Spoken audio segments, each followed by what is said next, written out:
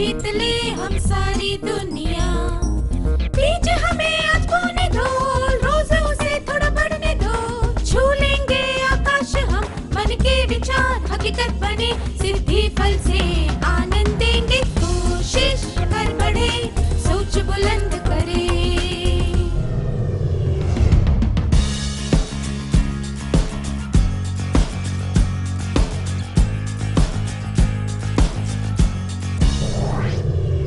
नमस्ते छात्रों, आप सबको यहाँ देखकर खुशी हुई। क्या आज के सत्र की शुरुआत एक क्रियाकलाप से करें? स्क्रीन पर कुछ चित्र दिखाए जाएंगे, उन्हें ध्यान से देखिए।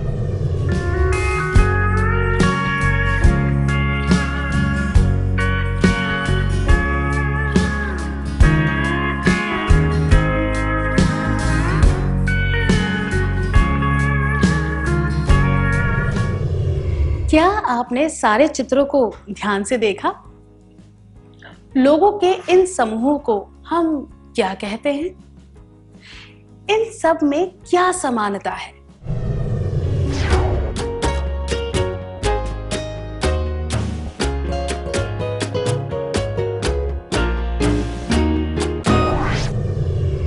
धन्यवाद। हम इन्हें टीम कहते हैं। इन सब समूहों के लोग एक ही उद्देश्य के लिए साथ मिलकर काम कर रहे हैं। इन सब चित्रों में यही समानता है। उदाहरण के लिए फुटबॉल की टीम के सारे खिलाड़ी खेल में जीतने के लिए काम कर रहे हैं। प्रश्नोत्तरी के टीम के सदस्य प्रश्नोत्तरी में जीतने के लिए काम कर रहे हैं। खिलाड़ियों की टीम एक संतुलित पिरामिड बनाने के लिए काम कर रही है, ताकि वह दर्शकों का मनोरंजन कर सके। इस तरह ये सारे समूह एक टीम की तरह अपने अपने उद्देश्य पूरे करने के लिए काम कर रहे हैं। अब आपको स्क्रीन पर कुछ और चित्र दिखाए जाएंगे। आपको पहचानना है कि उनमें क्या समानता है।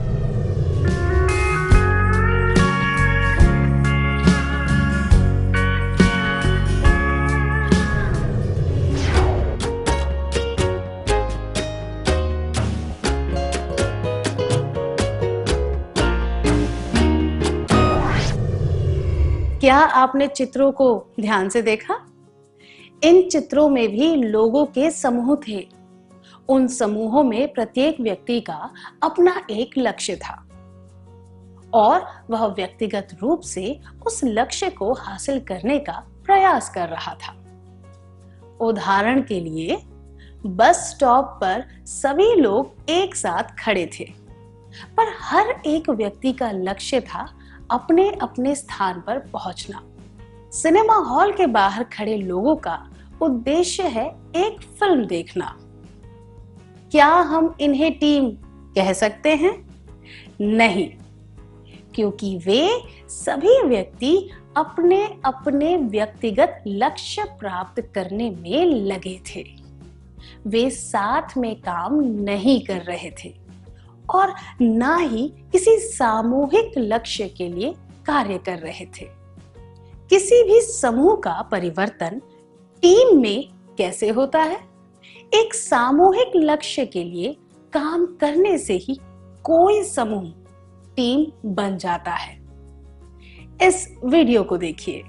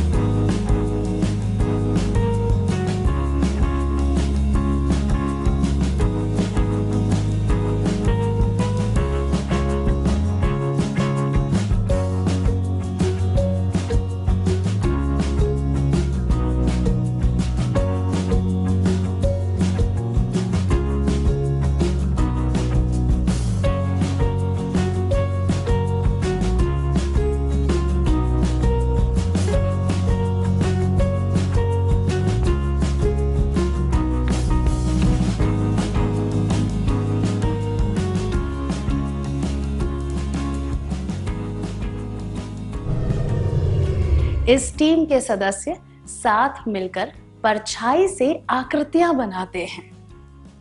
जब लोगों का एक समूह साथ मिलकर किसी सामूहिक लक्ष्य को प्राप्त करने के लिए व्यवस्थित प्रयास करता है तो उसे टीम कार्य कहते हैं। मैं दोहराती हूं, जब लोगों का एक समूह साथ मिलकर किसी सामूहिक लक्ष्य को प्राप्त करने के लिए व्यवस्थित प्रयास करता है तो उसे टीम कार्य कहते हैं।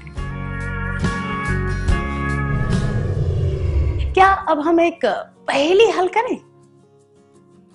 आपको स्क्रीन पर एक चित्र वाली पहेली दिखाई जाएगी।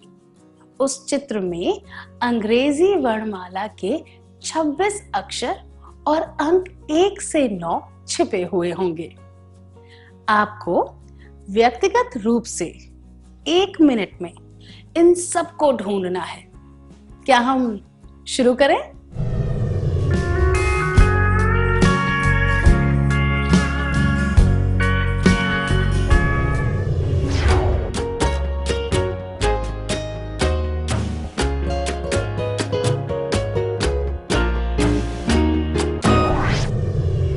बहुत अच्छा प्रयास था, धन्यवाद। आप व्यक्तिगत रूप से 1 मिनट में कितने अक्षर और अंक ढूंढ पाए? आप सारे अक्षर और अंक नहीं ढूंढ पाए, है ना? अब आप ऐसी ही एक और पहेली हल करेंगे, पर इसमें थोड़ा फर्क है। आप इसे एक टीम बनाकर हल करेंगे। फिर से आपको केवल 1 मिनट ही दिया जाएगा। रंगीन बिंदु बने होंगे और टीम के प्रत्येक सदस्य को एक रंग पर ध्यान देना होगा। उदाहरण के लिए, अ सारे अंक ढूंढेगा या ढूंढेगी, ब हरे रंग वाले अक्षरों को ढूंढेगा या ढूंढेगी, स नारंगी रंग वाले अक्षरों को ढूंढेगा या ढूंढेगी, ड नीले रंग वाले अक्षरों को ढूंढेगा या ढूंढेगी, च लाल रंग वाले अक्षरों को ढूंढेगा या ढूंढेगी।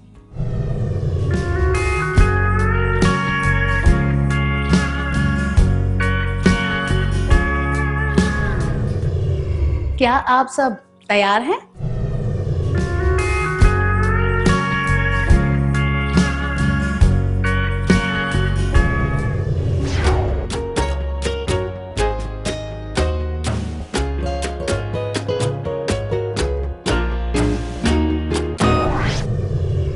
क्या आपने कार्य पूरा कर लिया? मुझे यकीन है कि एक टीम की तरह काम करके आप उतने ही समय में बहुत से अक्षर और अंक ढूंढ पाए। तो हमने इससे क्या सीखा? व्यक्तिगत प्रयास की जगह टीम में प्रयास करने से ज्यादा अच्छे परिणाम मिलते हैं।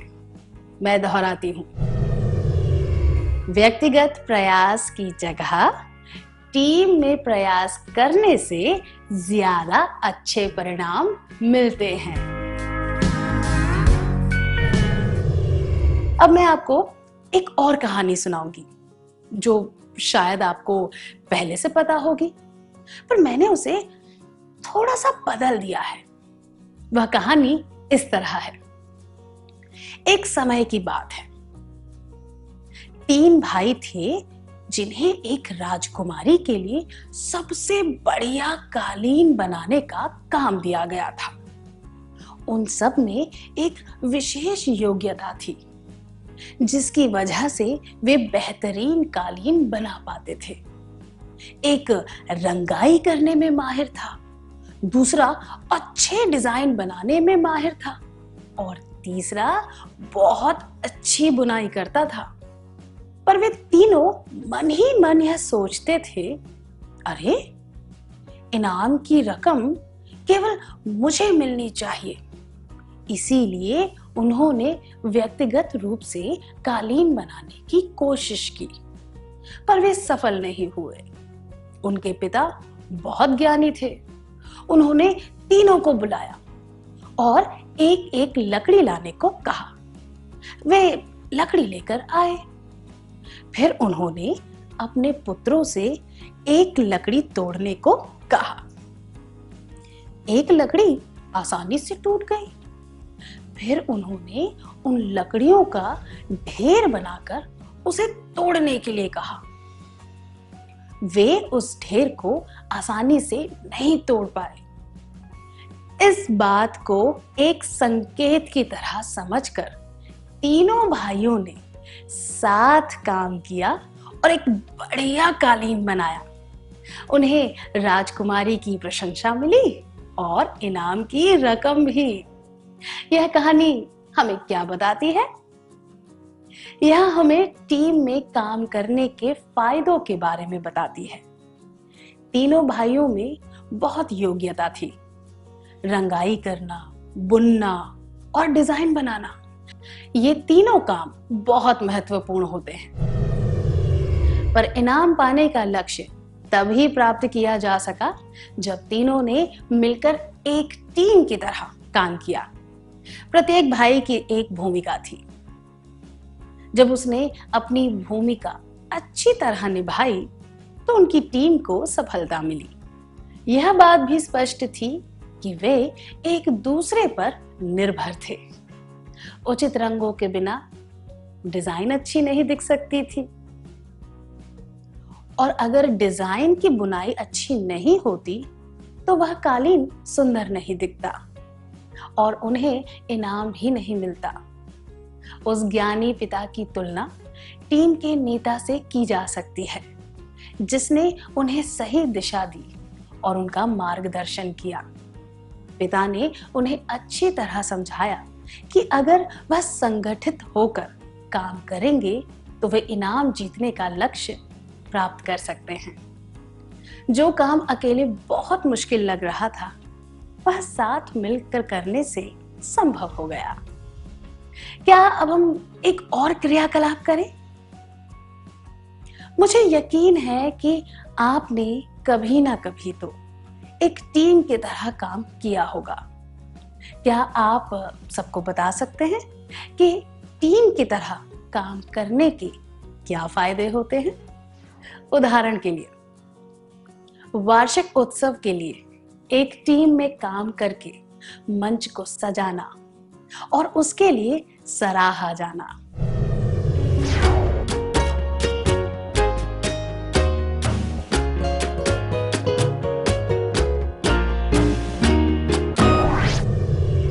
अपने अनुभव के बारे में बताने के लिए धन्यवाद। जब टीम के सदस्य साथ मिलकर व्यवस्थित तरीके से काम करते हैं तो लक्ष्य पूरा करने में आसानी होती है। अब तक हमने देखा कि टीम में काम करने का क्या अर्थ होता है। अब हम देखेंगे कि टीम के कार्य को असरदार बनाने के लिए कौन सी बातें आवश्यक होती हैं। इसके लिए हम एक क्रियाकलाप करेंगे। उन आवश्यक बातों को शब्दों के रूप में स्क्रीन पर दिखाया जाएगा, पर उन शब्दों के अक्षरों के क्रम उल्टे पुल्टे होंगे। आपको सही क्रम में अक्षरों को लगाकर वे शब्द पहचानने हैं।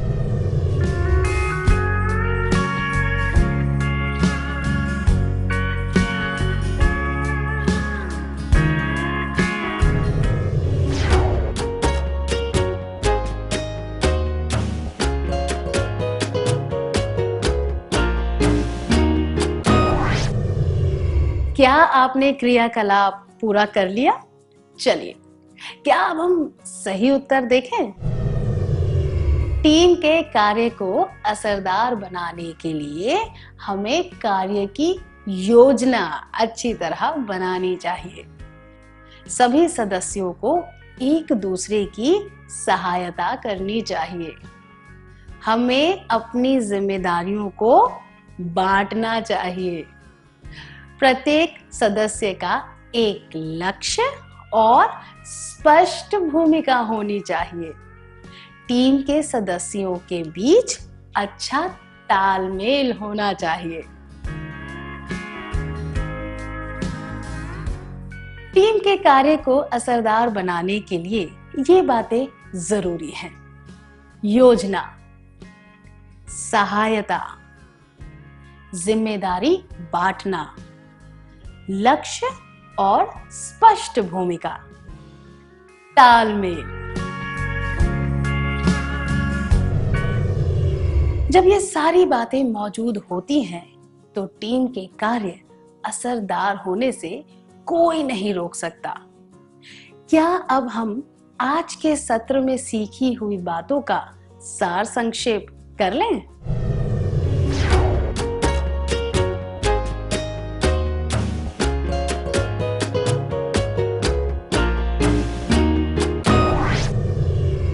जब एक सामूहिक लक्ष्य होता है तो लोगों का एक समूह टीम बन जाता है। व्यक्तिगत प्रयास की जगह टीम में प्रयास करने से ज्यादा अच्छे परिणाम मिलते हैं। जब लोगों का एक समूह साथ मिलकर किसी सामूहिक लक्ष्य को प्राप्त करने के लिए व्यवस्थित प्रयास करता है तो उसे टीम कार्य कहते हैं।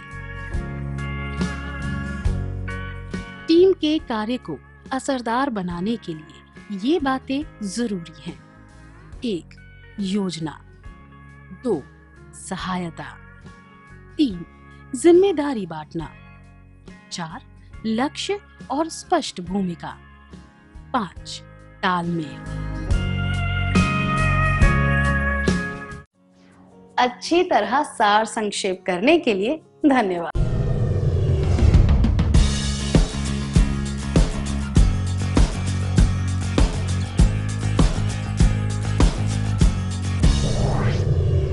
नमस्ते मित्रों, आप सबसे मिलकर खुशी हुई।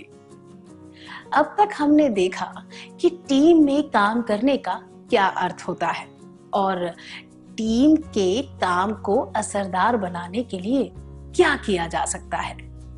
अब हम टीम में काम करने के अलग अलग पहलुओं पर ध्यान देंगे।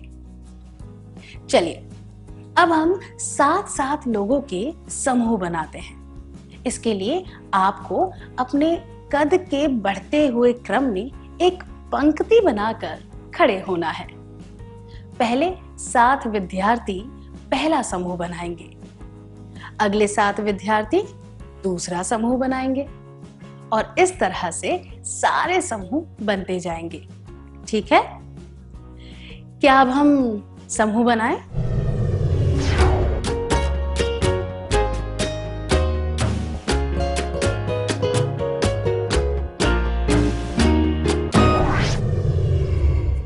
धन्यवाद। तो अब आप अलग अलग टीम के सदस्य बन गए हैं। अब आपको अपनी टीम का एक नाम चुनना है। ऐसा नाम चुने जो आम तौर पर सबको पता हो या फिर सभी सदस्यों को स्वीकार्य हो। उस नाम को चुनने का एक उचित कारण भी होना चाहिए। उदाहरण के लिए, जिस टीम में सबको मोटरसाइकिल चलाना आता हो वे अपनी टीम का नाम मोटरसाइकिल चालक रख सकते हैं। अगर एक टीम में सबको बारिश में भीगना पसंद है तो वे अपनी टीम का नाम बारिश के दीवाने रख सकते हैं। क्या आप समझ गए? क्या अब आप अपनी अपनी टीम का एक नाम चुनेंगे?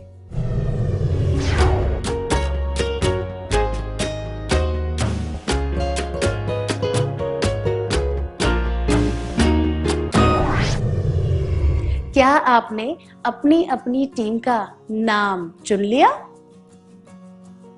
जब आप एक उचित नाम चुन रहे थे तब आप विचारों का आदान प्रदान कर रहे थे। इस प्रक्रिया में आपने एक दूसरे के बारे में बहुत कुछ जाना। दूसरे शब्दों में कहें तो जब आपने टीम का नाम चुनने का प्रयास किया तब आप अलग अलग व्यक्तियों से एक टीम बन गए। टीम के सदस्यों के तौर पर आपको एक दूसरे के बारे में कई बातें पता चली। टीम कार्य करने में ये बातें शामिल हैं। टीम बनाना। प्रीति, कुसुम और विकास ने स्कूल स्तरीय सामूहिक नृत्य प्रतियोगिता में भाग लिया। वे अलग अलग कक्षाओं के अलग अलग विभागों से हैं। अगर उन्हें प्रतियोगिता में अच्छा प्रदर्शन करना है तो उन्हें सबसे पहले क्या करना चाहिए? एक दूसरे के साथ जान पहचान करनी चाहिए और साथ में अभ्यास करना चाहिए। 2, एक दूसरे के साथ जान पहचान करनी चाहिए और व्यक्तिगत रूप से अभ्यास करना चाहिए। 3, एक दूसरे के साथ जान पहचान किए बिना व्यक्तिगत रूप से अभ्यास करना चाहिए।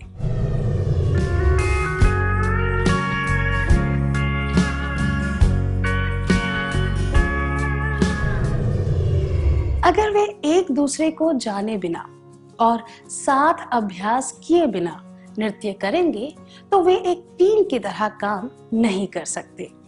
क्या अब हम एक क्रियाकलाप करेंगे? आपको स्क्रीन पर कुछ वाक्यांश दिखाए जाएंगे जिसमें अलग अलग दृश्यों का वर्णन किया गया है। आपको ये दृश्य सबके सामने दिखाने हैं। इन्हें दर्शाने के लिए आप किसी भी वस्तु का प्रयोग नहीं कर सकते।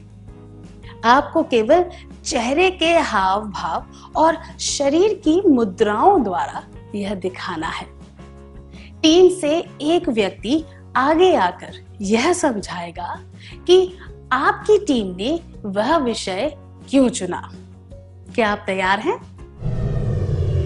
पिंजरे से एक तोता उड़ रहा है। नदी झील में नौका विहार। एक विद्यार्थी हैंडपंप से पानी निकाल रहा है।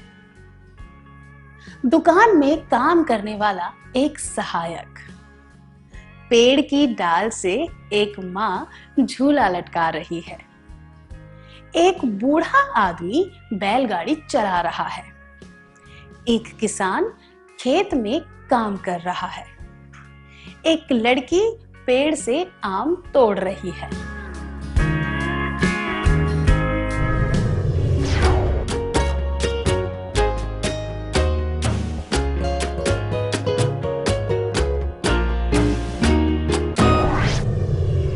बहुत अच्छा प्रयास था, धन्यवाद। आपने दृश्य कैसे चुना? क्या आपने फटाफट कोई भी दृश्य चुन लिया था, फिर उसके बारे में चर्चा की? यह एक सामूहिक निर्णय था, है ना? जब आप सब मिलकर निर्णय ले रहे थे तब क्या हुआ? प्रत्येक सदस्य ने अपना विचार बताया। कुछ लोगों को वह दृश्य पसंद आया और कुछ को पसंद नहीं आया। आपस में थोड़ी बहस हुई। सब एक दूसरे की राय से असहमत हुए। फिर जब आपने एक दूसरे की राय को सुनकर समझा, तब आपने एक उचित विचार को स्वीकार किया। अंत में आपने यह निर्णय लिया कि बिना किसी वस्तु का प्रयोग किए कौन सा दृश्य दिखाने में आसानी होगी।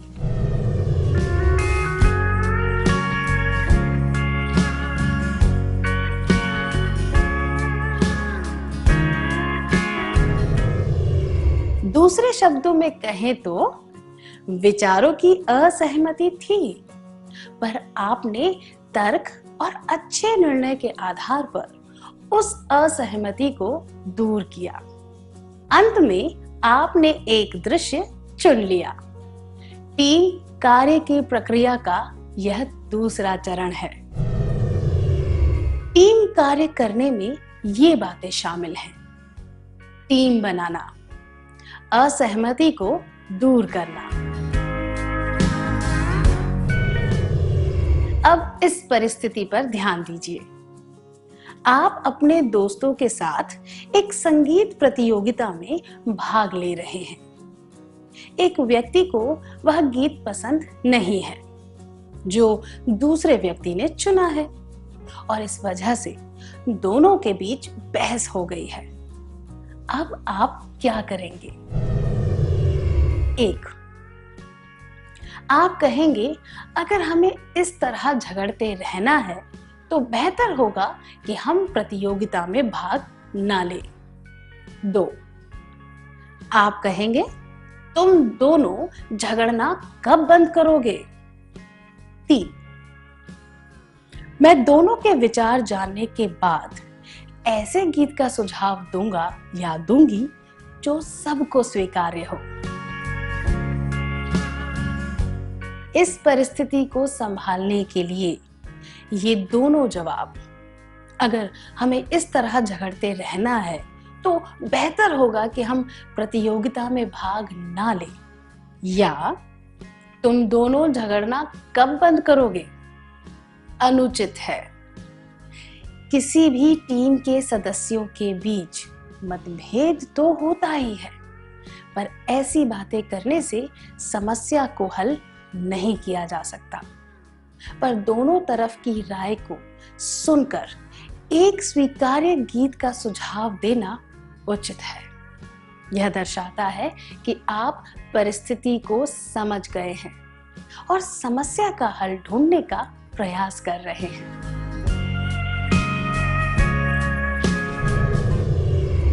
अब आपको अपने अपने दृश्यों को सबके सामने दर्शाना है। अगर आप किसी वस्तु का प्रयोग करना चाहते हैं तो किसी एक व्यक्ति को वह वस्तु बनना पड़ेगा। उदाहरण के लिए, एक व्यक्ति सीधे खड़े होकर अपने हाथों को फैलाकर एक पेड़ बन सकता है, ठीक है? पर पहले आपको यह तय करना होगा कि कौन सा व्यक्ति कौन सी भूमिका निभाएगा, कौन सी भूमिका किसके लिए सबसे उचित रहेगी, इत्यादि। फिर कक्षा के सामने दिखाने से पहले आपको उसका अभ्यास करना होगा। क्या हम शुरू करें?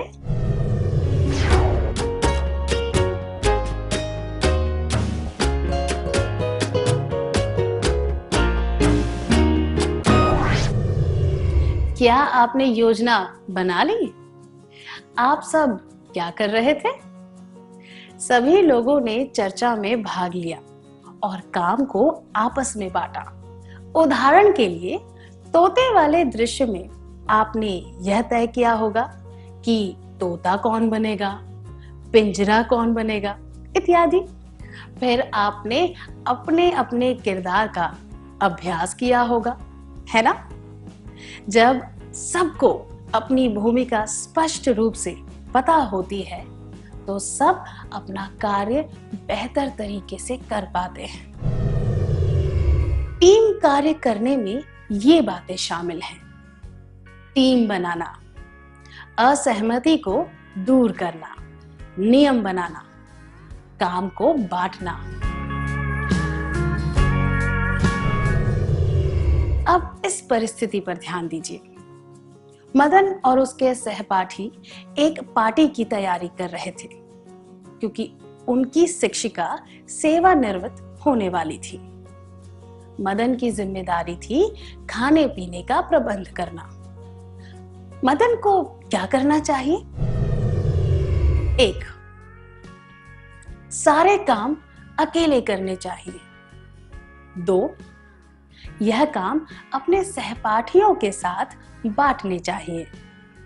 3, सारे काम अपने सहपाठियों को सौंपकर आराम करना चाहिए।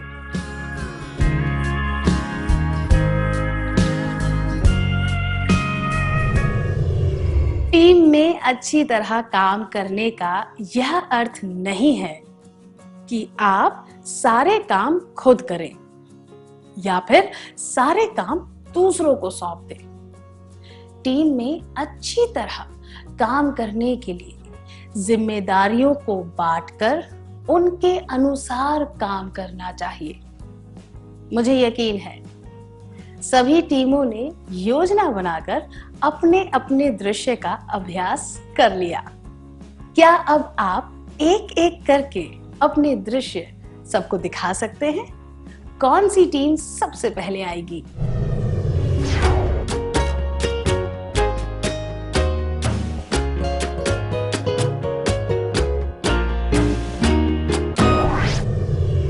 सबने बहुत अच्छी तरह करके दिखाया, धन्यवाद। अच्छे टीम कार्य के लिए यही सब चाहिए। टीम बनाना, असहमति को दूर करना, जिम्मेदारियों को बांटना और अंत में काम को पूरा करना। टीम कार्य करने में ये बातें शामिल हैं। टीम बनाना, असहमति को दूर करना, नियम बनाना, काम को बांटना, काम को पूरा करना। टीम में कार्य करने के लिए कई कौशलों की आवश्यकता होती है। उदाहरण के लिए क्रिकेट में बैटिंग, बॉलिंग, फील्डिंग और विकेट कीपिंग के कौशल चाहिए। कुछ लोग इन सभी कौशलों में माहिर होते हैं और कुछ लोग केवल एक कौशल में विशेषज्ञ होते हैं। जब इन सारे कौशलों को सही ताल में और सहभागिता के साथ काम में लिया जाता है तो टीम का प्रदर्शन अच्छा होता है और उसे सफलता मिलती है। इस तरह किसी भी टीम में अलग अलग खूबियों और गुणों वाले लोग होते हैं। जब टीम के सभी सदस्यों को अपना लक्ष्य स्पष्ट रूप से पता होता है और वे पूरी लगन के साथ काम करते हैं तो टीम का कार्य असरदार हो जाता है और वह टीम सफल हो जाती है। क्या हम अब एक सीखी हुई बातों का सार संक्षेप कर लें?